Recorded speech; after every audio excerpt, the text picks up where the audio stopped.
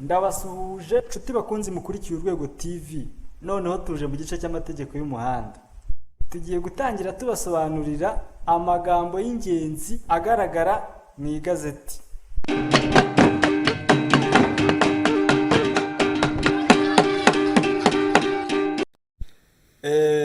Nk'uko nari maze kubibabwira, tugiye kurebera hamwe ubusobanuro bw'amagambo y'ingenzi aboneka mu gitabo cy'amategeko y'umuhanda. Aya magambo utayazi gutsindira provisoire byakugora, ariko igihe uyazi biba byoroshye. Niyo mpamvu ngiye kuyasobanura ku buryo bwumvikana cyane kugira ngo buri wese abashe kuyamenya. Ijambo rya mbere ni ijambo inzira nyabagendwa. Mu gitabo cy'amategeko y'umuhanda ahantu hose handitse ijambo inzira nyabagendwa baba bashaka kuvuga inzira zose z'imihanda minini, amabarabara, aho abantu nyamwinshi bahurira, aho imodoka nyinshi zihagarara, inzira n'utuyira two ku muhanda, ibiraro, ibyombo, muri rusange imihanda nyabagendwa igendwamo ku butaka. Muri make hano ikintu wafata nuko ahantu hose ikinyabiziga gishobora kujya hitwa inzira nyabagendwa. Dukurikizeho irindi jambo ari ryo umuhanda. Birumvikana mu gitabo cy'amategeko y'umuhanda hagomba kugarukamo kenshi ijambo umuhanda. Mu gitabo cy'amategeko y'umuhanda rero iyo tuvuze ijambo umuhanda tuba dushaka kuvuga igice cy'inzira nyabagendwa kinyurwamo n'ibinyabiziga, ndetse ikaba yagira n'imihanda myinshi. Ndagira ngo aya magambo tumaze kwiga umuhanda ndetse n'inzira nyabagendwa tubanze tumenye kubitandukanya. Mu byibuke ijambo inzira nyabagendwa twabonye yuko ari ijambo rigari ugereranyije n'umuhanda, kuko twasanze ko inzira nyabagendwa ari ahantu hose ikinyabiziga gishobora kujya ndetse n'aho abantu bashobora kunyura. Harimo umuhanda n'utuyira twawo, ibiraro, aho imodoka nyinshi zihagarara n'ahandi. Umuhanda wo rero tubonye yuko ari aho ibinyabiziga binyura gusa. Nanone umuhanda ukaba ushobora kugira imihanda myinshi. Ku mafoto muragenda mubireba. Reka tujye ku rindi jambo ari ryo inzira y'ibinyabiziga. Dukoresha ijambo inzira y'ibinyabiziga dushaka kuvuga umuhanda n'inzira ziwukikije. Umuhanda twabonye yuko ari aho ibinyabiziga binyura gusa, naho inzira ziwukikije rero twavugamo nk'inzira z'abanyamaguru n'izindi. Dukurikijeho ijambo igisate cy'umuhanda. Mu gitabo cy'amategeko y'umuhanda iyo tuvuze ijambo igisate cy'umuhanda tuba dushaka kuvuga kimwe mu bisate bigabanyije umuhanda mu burebure bwawo. Nk'aha ku mafoto ngira ngo murabireba, kuva kuri uyu murongo ugabanyije umuhanda mo kabiri gusubira kuri uru ruhande, iki ni igisate kimwe, nanone gusubira kuri uru nguru, iki ni ikindi gisate. Irindi jambo nanone dukoresha ni ijambo agahanda k'amagare. Ni igice cy'inzira nyabagendwa cyahariwe amagare na velomoteri kigaragazwa n'ikimenyetso cyabigenewe. Ku mafoto ntago byoroshye kuyibereka kuko ntago ikunze kuba henshi ngo umuntu abe yayifotora bibereke, ariko ni igisate cy'umuhanda kiba ari gitoya ku buryo imodoka itanyuramo. Irindi jambo tujya dukoresha ni ijambo isangano. Tuba dushaka kuvuga ahantu hose imihanda ihurira, abenshi tuhazi nka rompuwe. Ngira ngo iri jambo isangano ntago naritindaho kuko buri wese ararizi, ahubwo reka tujye ku rindi jambo ari ryo inkomane. Inkomane ni aho umuhanda wisukira mu wundi. Aha kenshi na kenshi uhasanga icyapa cyanditseho ngo stop. Nidutangira kwiga ibyapa tuzabona icyo iki cyapa gisobanura. Mu mategeko y'umuhanda kandi dukoresha ijambo akayira. Ijambo akayira turikoresha dushaka kuvuga inzira ifunganye yagenewe abanyamaguru cyangwa se ibinyabiziga by'ibiziga bibiri. Ngira ngo ku mafoto murimo murareba uko akayira kaba kameze, nk'abantu b'abanyamujyi cyane baba bibonera imihanda gusa, ariko ngira ngo nta muntu utazi akayira. Ahubwo twihuse tujye ku rindi jambo ari ryo inzira y'igitaka. Ni inzira nyabagendwa yagutse ariko itanyurwamo n'ibinyabiziga bibiri. Ngira ngo ku mafoto murimo murabireba, kenshi na kenshi bari n'inzira kuyinyuramo biba bigoranye. Ijambo tugezeho ni ijambo urusisiro. Urusisiro tuba dushaka kuvuga ahantu hari amazu yegeranye cyangwa se afatanye. Iyo uri umuyobozi w'ikinyabiziga ukagera mu rusisiro, tuzareba ibintu ukwiriye kwitondera, byaba ari ibijyanye n'umuvuduko ndetse n'ibindi tuzabireba. Ijambo dukurikijeho ni ijambo umuyobozi. Ni umuntu wese utwaye ikinyabiziga cyangwa uyoboye mu nzira nyabagendwa inyamaswa cyangwa amatungo. Umuntu wese ufite ikintu atwaye mu nzira nyabagendwa kigenda yitwa umuyobozi, kuko aba agomba kukiyobora kugira ngo kidateza impanuka abandi bakoresha uwo muhanda. Irindi jambo ni ijambo umukozi ubifitiye ububasha. Umukozi wambaye mu buryo bugaragara imyenda iranga imirimo ashinzwe. Nanone mu mategeko y'umuhanda dukoresha kenshi ijambo ikinyabiziga. Igikoresho cyose gikoreshwa mu gutwara ibintu n'abantu ku butaka, igihingishwa, igikoreshwa mu nganda n'ahandi. Hano murimo murareba zimwe mu ngero z'ibinyabiziga. Irindi jambo tujya dukoresha ni ijambo ikinyamitende.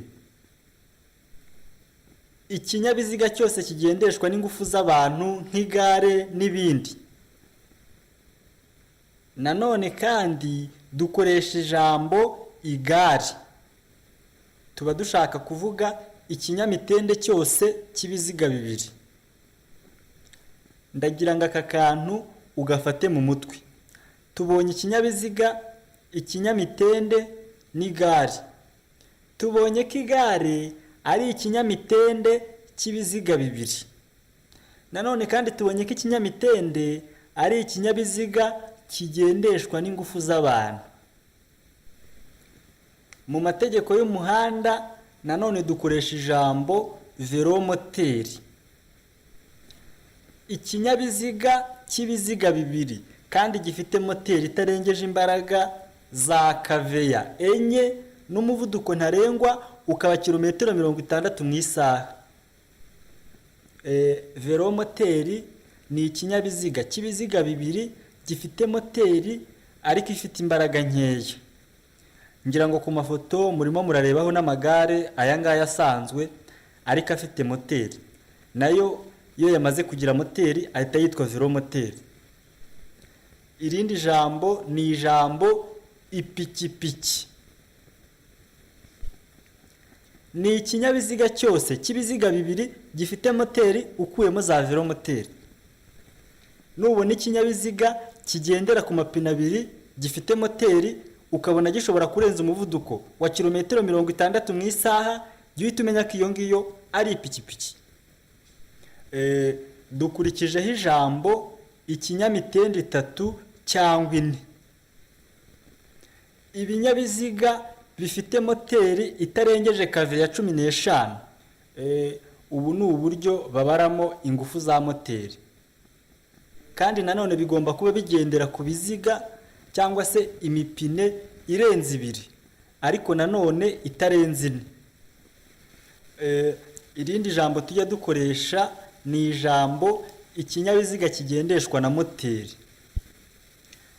Ikinyabiziga cyose gifite moteri kandi kigendeshwa gusa n'ibikigize. Ni ukuvuga ngo dusangamo imodoka, za velomoteri, amapikipiki n'ibinyamitende 3 cyangwa 4. Mu mategeko y'umuhanda iyo tuvuze imodoka tuba dushaka kuvuga ikinyabiziga cyose kigendeshwa na moteri uretse za velomoteri, amapikipiki, imashini zihinga cyangwa zikurura izindi. Nanone kandi dukoresha ijambo romoroki. Ikinyabiziga cyose cyagenewe gukururwa. Biriya binyabiziga twita ngo ni rukururana, buriya biba biri gukurura romoroki. Ndagira ngo ahangaha dukurikire twitonze kuko abenshi usanga batabisobanukiwe. Muri za romoroke dusangamo izitwa makuzungu.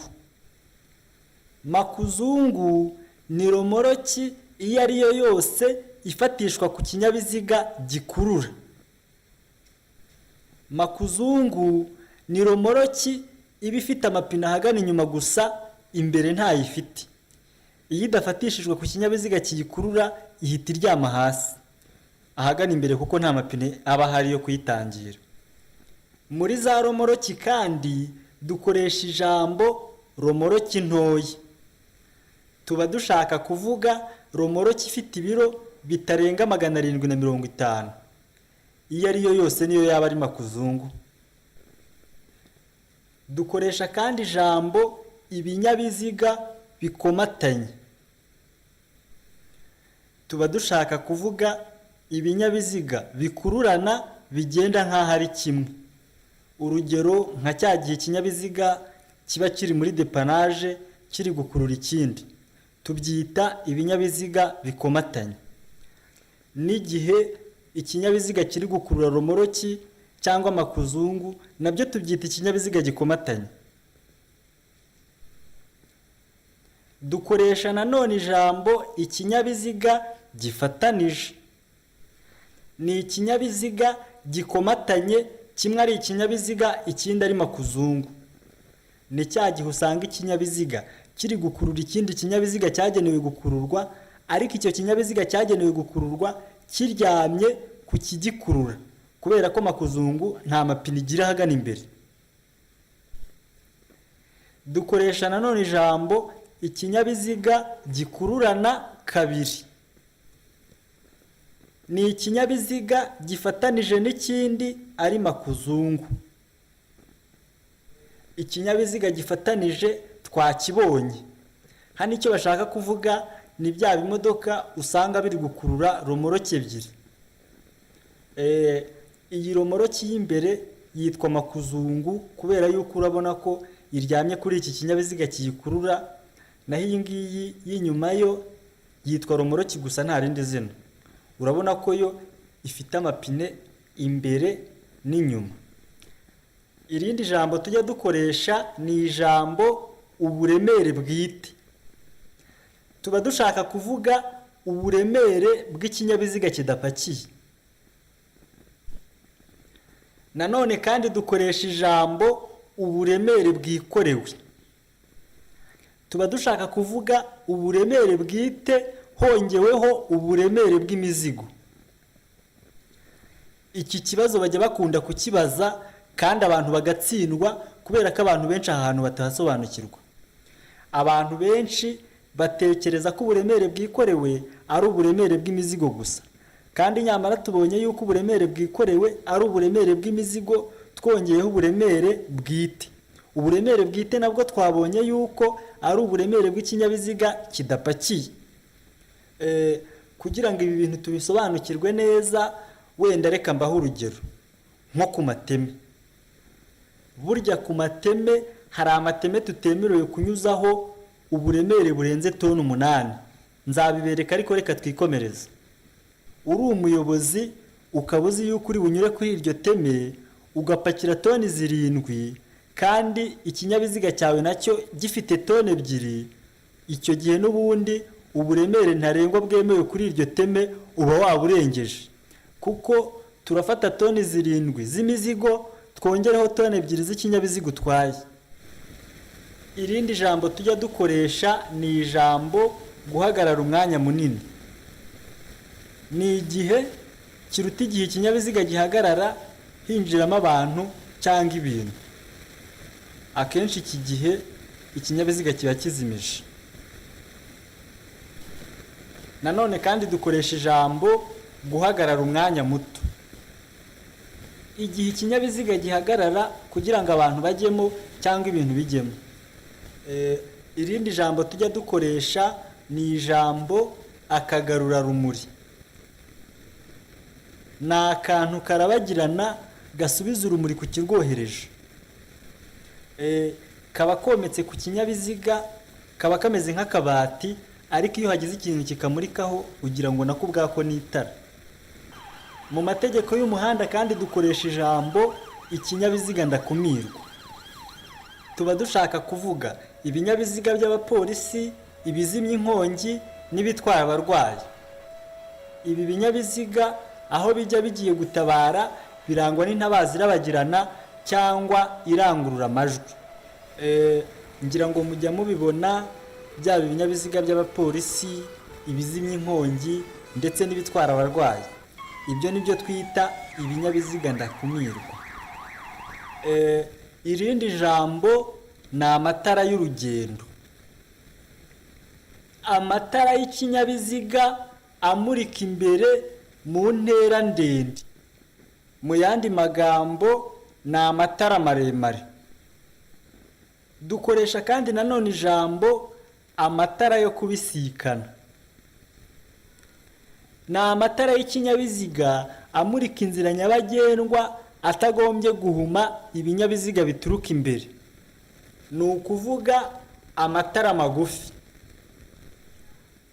Irindi jambo ni itara ndangacyerekezo.